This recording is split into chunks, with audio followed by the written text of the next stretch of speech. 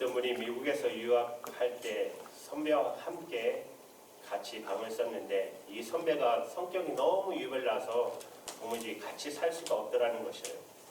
1년 동안 자기가 후배니까 어떠하든지 참았지만 도무지 그 선배하고는 공부도 제대로 안 되고 생활도 제대로 안 되고 해서 솔직히 방을 바꾸어달라. 선배하고는 도저히 같이 못 살겠다. 선언해버렸어요. 결국은 그 선배는 떠나고 그리고 다른 파트너와 함께 공부하고 이분도 박사학위를 받고 그리고 한국으로 돌아오면서 어느 연구원 기관에 취직하려고 이력서를 내고 면접을 하게 되었는데 면접하는 자리에 그 선배가 면접관으로 앉아있더라는 거예요. 성격이 너무 나빠서 당신하고는 도무지 살 수가 없으니 나가달라고 했던 그 선배, 그 사람이 면접관으로 앉아있더라는 것입니다. 여러분 얼마나 낙심이 되겠습니까? 제자들의 심정이 꼭 그와 같은 심정이었어요. 예수님이 부활하셨어요. 말할 수 없이 놀라운 일입니다. 그러나 제자들에게는 기뻐하고 좋아만 할 수가 없었어요. 왜? 예수님을 배반하고 다 떠났잖아요. 예수님이 십자가에 달리실 때 다 도망가 버렸잖아요. 베드로는 3번이나 부인하며 예수님을 부인하고 저주했잖아요. 부활하신 예수님을 만나고 제자들의 마음은 더 무너졌어요. 예수님께서 우리를 제자로 인정해 주실까? 말도 안 돼. 우리가 알아서 피해야지. 그래서 부활하신 예수님을 2번씩이나 직접 목격하고도 제자들의 마음은 더 비참해져서 스스로가 알아서 비껴드리고 딴 사람 불러다가 예수님의 제자 삼으시고 주님이 하실 수 있도록 자기들은 알아서 빚겨야 되겠다고 생각하고 고기 자비하러 다 돌아가 버렸어요. 그것이 오늘 본문의 내용입니다. 여러분에게도 낙심의 영이 역사하고 있지는 않으세요? 하나님 앞에 담대함을 잃어버렸어요. 내가 무슨 자격으로 하나님 앞에 축복을 구할까? 하나님이 나를 기억이나 하실까? 내가 하나님께 기도하면 하나님이 들어주실까? 내가 그동안 하나님 앞에서 얼마나 하나님을 실망시켜드리고 내가 나도 모르는 사이에 하나님을 부인하고 살았던 적이 얼마나 많으며 그런 나를 하나님이 어떻게 쓰시겠어? 여러분 힘들고 어려울 때 신앙적인 좌절이 오는 그것은 절망인 것입니다.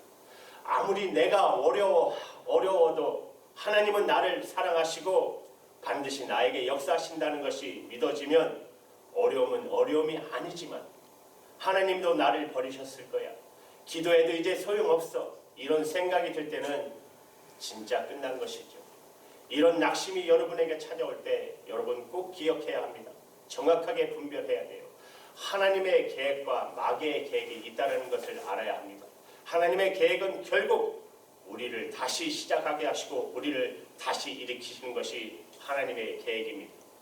우리가 어떤 죄를 지었던 우리가 어떤 실패 속에 있던 하나님의 계획은 다시 일으키시는 것입니다. 하나님은 우리를 향한 놀라운 계획을 절대 포기하신 적이 없으세요. 그러나 마귀의 계획도 있어요. 마귀의 계획은 우리를 완전히 주저앉히는 거예요. 우리의 실패와 우리의 죄로 인해서 다시는 일어나지 못하게 하도록 우리를 주저앉히는 것이에요. 예수님께서 베드로에게 이미 예언하셨잖아요. 누가복음 22장 31절에 시몬아 시몬아 보라 사단이 밀가부를 하려고 너를 청구하였으나 사단이 베드로와 제자들을 완전히 사로잡아서 무너뜨리고 아주 친밀한 계획을 세우고 있다는 것이죠. 그러나 베드로와 제자들의 낙심의 배후에는 이 제자들의 배후에는 바로 사단이 있었다는 것이에요. 사단이 우리의 마음을 낙심케 만드는 존재입니다. 그 점을 분명히 정확하게 알아야 합니다. 낙심에 빠지면 그러면 보이지도 들리지도 않아요. 오직 마귀가 주는 소리밖에 안 들려요. 너는 안 돼. 너는 끝났어. 하나님은 너 같은 자를 사랑할 리가 없어. 너에게는 기회가 없어. 마귀가 주는 소리밖에 안 들려요. 그렇게 하나님은 사랑의 하나님이라고, 하나님은 전능하신 하나님이라고, 하나님은 좋으신 하나님 아버지라고, 하나님은 우리를 결코 죄로 인해 정죄 않으신다고 말씀을 듣고도 하나님은 나와 같이 계시지 않아. 하나님 내게 아무런 역사를 않고 계시잖아. 그렇게 말씀 듣고 그렇게 메시지를 받고도 귀에 들어오지 않는 것이에요. 마귀가 역사하며. 낙심이 그래서 무서운 거예요. 베드로와 제자들이 낙심에 빠지고 나니까 그렇게 보고도 듣고도 듣지도 못하고 보지도 못한 게 또 있어요. 그것은 바로 예수님께서 부활하신 다음에 제자들에게 만나 주셨잖아요. 제자들을 용서하고 다시 세우실 뜻이 아니라면 예수님께서 제자들을 다시 만날 리가 있겠습니까? 만약에 예수님께서 제자들에게 한이 있어서 나타나셨다면 평강이 너에게 있을지어다 이렇게 하실 리가 있겠어요? 그러면 이미 베드로와 제자들이 우리를 용서하셨구나 깨달을 만도 한데 두 번씩이나 나타나셔서 평강이 너에게 있을지어다라고 하셨는데도 여러분 베드로와 제자들이 들리지도 믿어지도 않았어요. 예수님께서 십자가에 달리실 때 당시 십자가에 못 박는 로마 병정들을 향하여 하나님께 기도하기를 하나님 아버지 저희들의 죄를 사하여 주시옵소서. 자기들이 하는 일을 알지 못함이니이다. 그랬던 예수님이라면 제자들이 도망가고 예수님을 부인했던 그 죄도 주님은 용서하지 않았다고 왜 못 믿느냐 말입니다. 낙심에 빠지고 나니 세상에 없는 말을 주셔도 그 말씀에 귀가 들어오지 않아요. 마음에 믿어지지도 않는 것이에요. 낙심은 우리의 믿음을 빼앗아 가는 것이에요. 한쪽만 보게 하고 한쪽만 듣게 합니다. 성경은 분명히 우리에게 말씀하시기를 예수님은 우리 모든 죄를 다 사하셨다. 여러분 정말 믿으십니까? 우리가 어떤 죄인이라도 우리는 이제 하나님의 자녀 됐습니다. 하나님은 우리를 사랑하신다는 것입니다. 하나님은 절대 우리를 떠나지 않으신다는 것이에요. 여러분 그 사실을 정말 믿으십시오. 바로 이것이 예수 믿는 가장 기본이에요. 그런데 베드로와 제자들은 예수님을 3년씩 따라다녔고 그렇게 주님의 말씀을 많이 듣고 직접 들었으면서도 그리고 부활하신 예수님을 목격해 놓고도 베드로와 제자들의 믿음의 가장 기초 예수님은 모든 죄를 사하시고 하나님은 우리를 어떤 형편에서도 우리를 사랑하시고 하나님은 우리를 절대 떠나지 않으신다는 그 믿음이 없었어요. 베드로는 주님도 나를 버리셨을 거야. 내가 알아서 비껴드려야지. 무슨 면목으로 하나님께 나갈 수 있겠어. 기막힌 것이죠. 여러분 믿음 하나 갖기가 이렇게 어려운 것이에요. 우리가 평생은 믿습니다. 내 모든 죄 다 사하시고 하나님 나 사랑하시고 주님 언제나 나와 함께 계시고 그러니까 다 믿는 것 같은데 아까 우리 오집사님 기도하셨잖아요. 진짜 믿는지 안 믿는지는 낙심스러운 형편에 빠졌을 때 그때 믿어지는 것이 진짜 믿음이에요. 주님은 나를 버리지 않으셨고 하나님은 나를 여전히 사랑하시고 지금도 나와 함께 계신다. 기가 막힌 수렁에 빠졌어도 사람들이 다 나를 손가락하는 자리에 있어도 그게 믿어지냐 그 말입니다. 우리는 주님은 우리가 어떤 처지에서도 어떤 형편에서도 주님의 사랑과 용서를 하나님이 우리를 향한 축복의 계약을 믿으시길 원하십니다. 여러분 낙심이 죄인 거 아셔요? 낙심에 빠진 사람에게는 참 무서운 이야기이기도 하지만 너무 심한 말인 것 같지만 그러나 분명한 것은 낙심이라는 것은 죄입니다. 여러분 사랑하는 가족이 낙심에 빠진 거 한번 경험해 보신 적 있으십니까? 낙심은 주위에 있는 사람들에게 나를 사랑하는 사람들에게 얼마나 많은 고통을 주는지 모릅니다. 부부 사이의 자녀들, 부모님, 형제들, 사랑하는 친구가 낙심에 빠졌을 때 어떻게 일으켜요?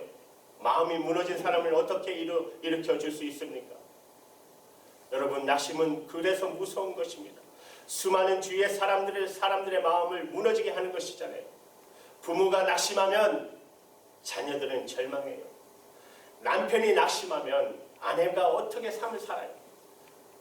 아내가 낙심하면 남편은 무슨 힘으로 살아요? 여러분 하나님의 심정은 그보다 더한 것이에요.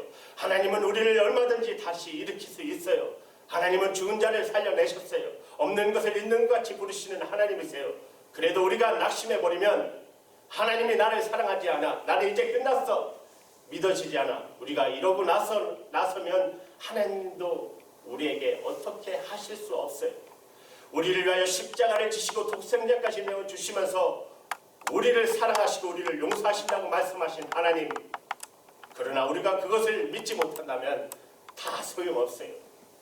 그러니 독생자를 내어주신 하나님, 십자가를 지신 예수님의 심정이 어떻겠어요? 예수님께서 티베라 바다로 고기 잡으러 돌아가신 제자들을 만나러 오셨어요. 세 번째, 오늘 본문에 그랬죠. 세 번째 예수님의 심정은 무너져버린 어떻겠어요? 두 번씩이나 만나 주었으면 이제는 확신을 가질 만도 하잖아요. 이제 다시 이런 날만도 하잖아요. 두 번이나 만나서 평안을 너에게 준다고 그렇게 말씀했는데도 다시 고기 잡으러 가는 제자들을 찾아오시는 예수님, 그 예수님의 심정 참 이해하기 어려워요.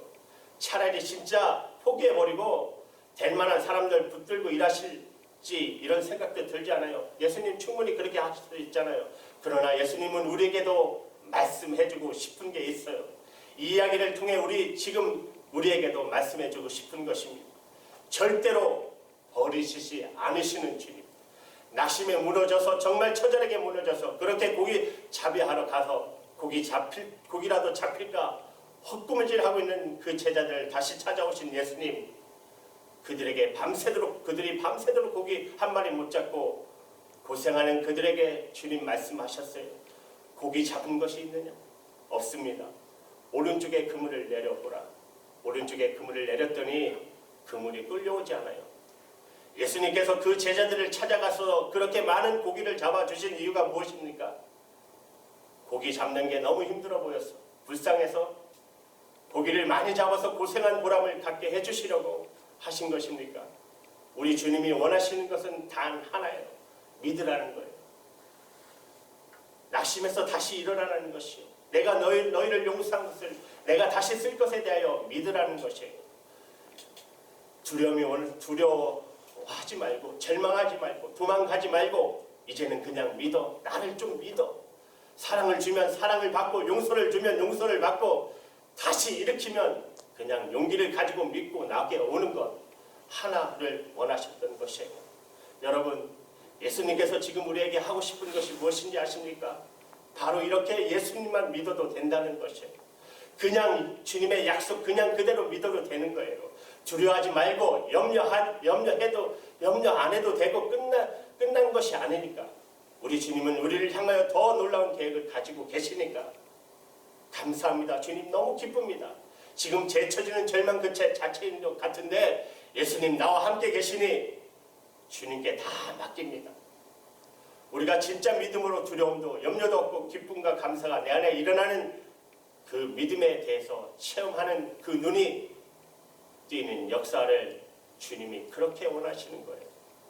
그때부터 우리의 삶을 달라지게 되어 있습니다.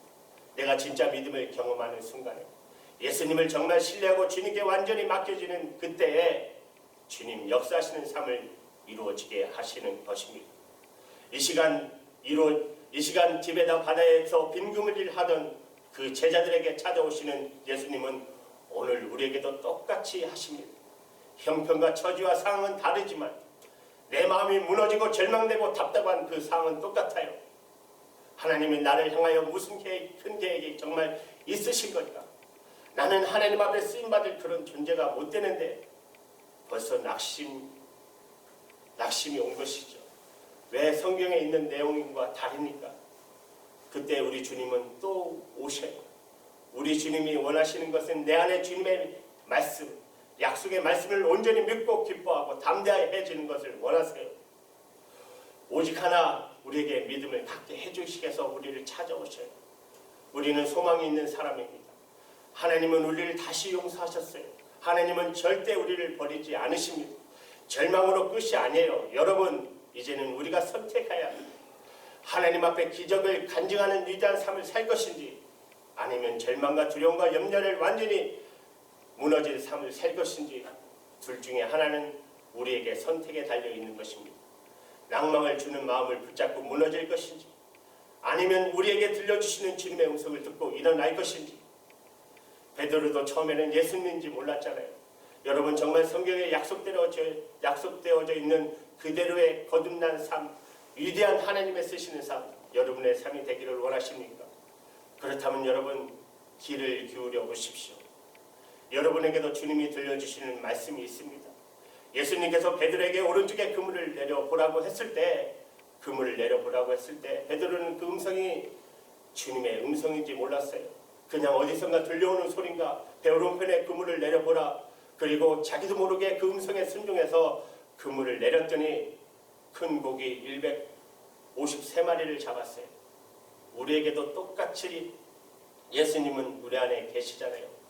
우리에게 똑같이 말씀하고 계세요. 여러분, 이 절망의 실패의 좌절에 매이지 않고 주님을 부르고 주님의 음성에 기울이는 우리가 기울이기 원한다면 여러분에게도 들려주고 계시는 음성이 있어요. 기도하라. 주님께 나오라. 내 죄를 회개하라. 내 마음의 믿음의 사랑과 연합하라. 찬양하라. 용서하라. 기뻐하라. 주님께서 여러분에게 주시는 말씀이 있어요.